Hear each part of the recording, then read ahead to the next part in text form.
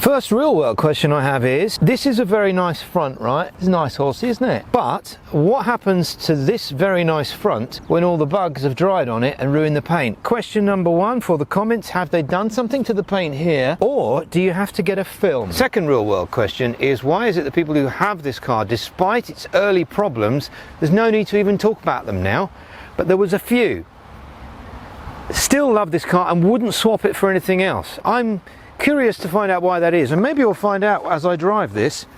Third real world question is, can you own one of these without having a charger at home? Because I don't, and this is mine for a week. So, how many charges will I have to do in this Mach E? How many chargers will actually be working? And will I still have all my hair at the end of this video? Oh, before we start, are you with me? Did you, when this first came out, go, why does it look like that then? What is the reason? But last night I figured it out. It's got to look a bit like a Mustang for marketing reasons, but everybody today wants to be high up. Last night I figured that out. How long's this been out? 2 years. 2 years. Now that we've established I am the most up-to-date car journalist on the internet, here now are some numbers. I'm starting with 303 miles. That's 83% range, and we'll see how we get on with that later. First things first, let's talk about how quiet it is. Major important thing for an EV. I'm looking at my ground speed now. I love that. That's the Mach E reference. There have been one or two customers saying that there is a low rumble coming from the car on slow speeds. That could be a number of things. Number one, they've got it in the mode called untamed, where there is a sort of the whole time. Let's put it in whisper. I can't really hear any low speed rumbles at all here. If you want a quiet car, this is pretty good. This boot is smaller than the following cars: the ID4, the Skoda Enyaq, the e-tron and the Model Y. It is about the same size as a Q3, so a little bit bigger than most cars, except the 5 Series or the E-Class. Should we just not do them? Here's a clever thing. Look at this trip computer. It tells you how much energy is being used and where it's going, taking into consideration climate, accessories, and external temperature. But unlike some EVs, my car was only showing charge stations when the Mach E was getting low, and they weren't that easy to spot.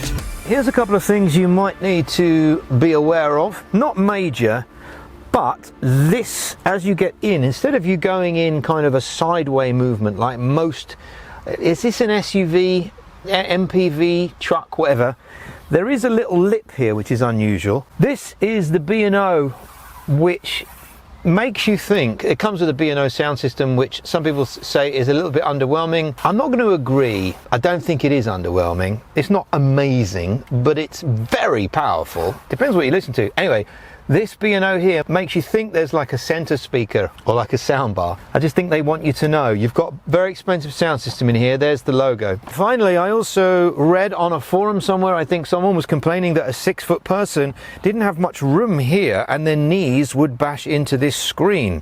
Not the case. Speaking of knees, we should do the knee thing here just to illustrate that there is enough room. This seat is moved back. For someone of my height and weight, I'm 200 pounds. This gives you an idea of how much room there is for me. In fact, actually that's relevant because in America, where lots of people have these cars, the average weight of a man is 199 pounds. Look at that.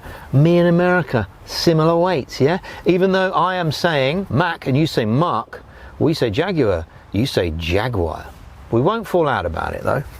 And this bench, one thing that's very forgiving about this bench is how soft it is. It's a lovely soft plastic stuff, but it's interesting because this does feel that it's higher, so if you are in the back you get a much better view of the screen, the nice steering wheel and everything else around you. Okay, so far the Mach E has very little road noise, more space inside than you'll ever need, plus there's more. Now Ford say that you will fall in love with driving all over again. Full marks. What a lovely strapline that is. Is it true? Yeah, it kind of is. This is not like anything else. Yeah, obviously every EV, you know, is unique, but this is very car-like. The sort of people who would get this over, say, a Tesla are the sort of people who want a car first and a computer second. A Tesla is more about driving a computer that happens to be a car. This is the other way around. It's got a lovely sporting feel to it, but at the same time it's kind of spongy. It's hard to describe. What does that mean? School zone. I'm in a school zone. That's safe, isn't it?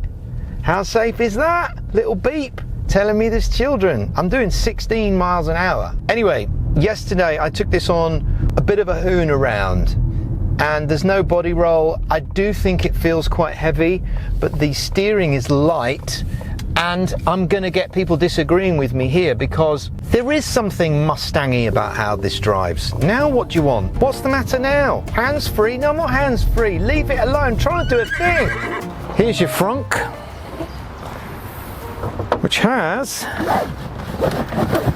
you got your CDs for when you go and do your night disco, and then here you got your 12 inches for when you really want to go vinyl. Not really, of course. These are the chargers, aren't they? It's actually nice to have somewhere to put them. Some electric cars don't have anything. It's plasticky in there, but it's pretty good. I wouldn't put my laptop in there, obviously, but yeah, frunk.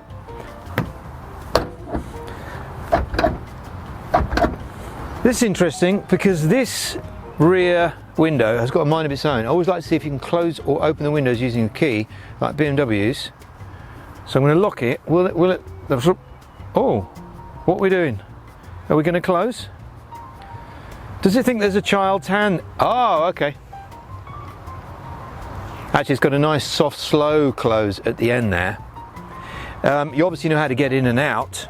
You can, there's a number of ways, but this particular car has these very nice numbers on the side, which you can put your code in. If you don't want to use the key, you can put a code in, like a PIN code. So in London, you just simply go.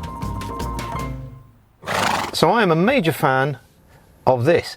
These are, look how fast this is in terms of a map.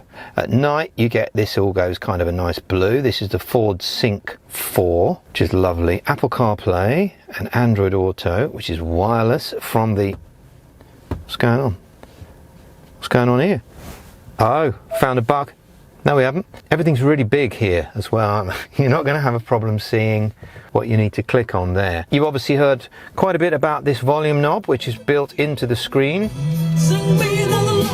which is a bit of Joe Nama trading there for you on Heart 70s now, Travel Next, which is interesting. Okay, you can hear it though. So if I put nothing on, so let me go to, I don't know if you can hear that. Here's your cameras. Now these are great. This area here stops you from curbing when you're parking. If you press this one, then you can see all the different modes around the car. And then actually, when you click that button, you can just see, say, for example, the bottom right wheel. Very useful indeed. I'm not sure what the use of this would be, but you click the notes button where you can draw things with this pencil. Look, so if I use this one and just do like that, look, like that.com, eh? And then obviously if you want to keep it corporate, you just put the orange in there because it's orange and purple. They'll email me. That purple isn't. Still to come, how I got on not having anywhere to charge at home, but I was already starting to notice how the Mach E uses hardly any energy on short trips, which I thought was brilliant. So then, we have a very good looking EV that is more car than it is EV, which has handling characteristics of a Mustang, even though some people say it doesn't. Surely then, this is a no-brainer. Well, let's find out. Time now for the money bit. Leasing.com showed leasing to be £59 a month less than an equivalent car on PCP, and the cheapest Mach E I found was the lower range model. All of these prices, by the way, include VD. Insurance for me for this car was really cheap, £360 a year. A full charge is likely to be in the region of £12 per charge from home, and we'll find out how much from outside in a moment. Voice commands. To get directions, say drive me to, followed by the address or POI you want to go to. You can also say take me home or go to work. She's pretty good. Now, time to charge it. First, charger 1, a polar charger, handily next to a Toby Carvery. I'll park here and charge whilst I eat. Except I didn't, because this charger doesn't work. But that's okay, I'll just use this working Osprey just a mile away. Except I won't, because this blue Corsa is using it, and the blue charger won't fit the car. Morrison's was next, where I just needed the app, which I got, and then I needed a credit card to pay, which I didn't have with me. Back to the Osprey then. Maybe the nice lady in the Corsa has nearly finished and might let me plug in.